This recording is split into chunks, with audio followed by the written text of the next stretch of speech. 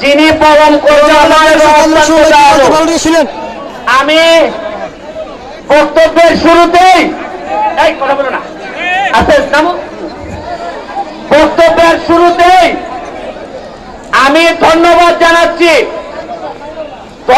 জানাচ্ছি মাধবপুরের কৃতি সন্তান আমাদের সাবেক এমপি সাবেক মন্ত্রী অ্যাডভোকেট মাহবুব আলী ভাইকে, যে উনার আমলে একটা বড় ভালো কাজ, এটা হচ্ছে মাধবপুর স্টেডিয়াম।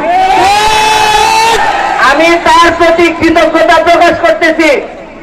আমি যে কোনো ভালো কাজের প্রশংসা করতে আমি কখনো কৃপণতা করি না, আবার যে কোনো খারাপ কাজের প্রতিবাদ করতে আমি কখনো পিছপা হই না।